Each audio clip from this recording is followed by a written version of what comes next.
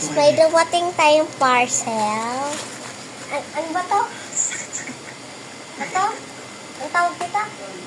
Petroleum. Open natin. Para kay Papa to. Kaya i-order ko. Order ko to guys. So, mahirap buksan to. Kasi walang contain. Bakit tayo nagkakaganito? Wala yung content. Wala naman tayong ginawa masama. Bakit nangyari sa atin ito? Yan, ito yung in-order. Ako nang order nito.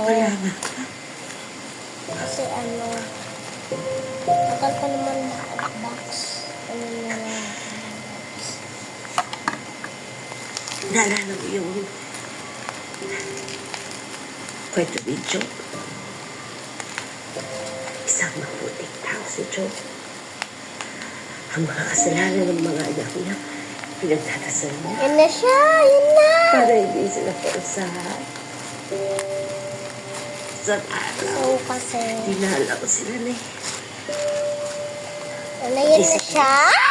Kuha ka lang yung gantin guys. pinilid ng Diyos si Job kay Satanas. Sabi niya, At dito na yung walang gantin. katulad sa mundo si Job. Tumawa ng malakas si Satanas.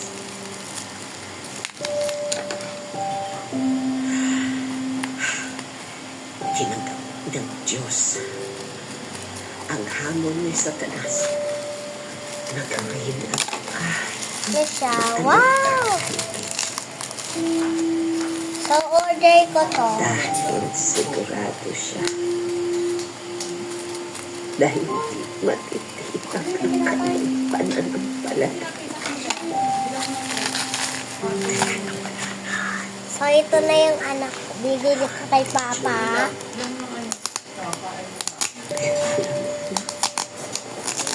Kahit minsan, Ang pintuan naman, laging isasara o alam mo hindi lang niya laging gusto. So, ito na yung anak ko. Wow! So cute. Oh, ito na siya. May wallet pa siya. Ang sabi niya, Eh, Papa.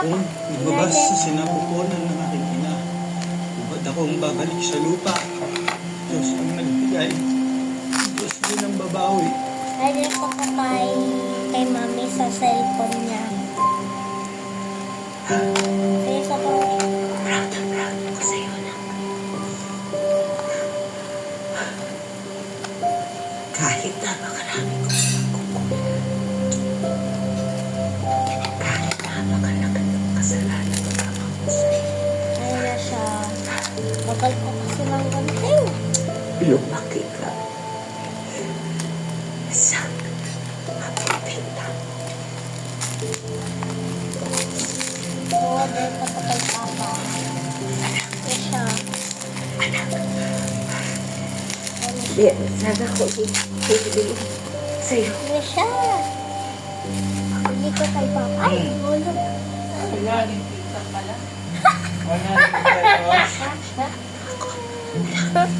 Kaliit. Ano to? Panin? Kinanders. Saan yan? Nay! Hindi pa yan?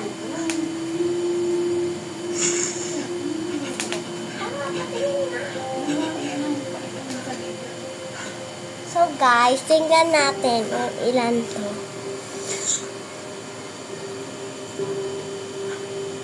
Glowing lips. Pwede sa labi? Yay! Saka na lang. Sarap. Kamuyin mo. Kamuyin mo. Bango. Akin na, dapat na. Huwag mo bango naman. Saka na lang. Hindi yan. Dapat yung petroleum gel. Bagay. Flip-flop nga yan.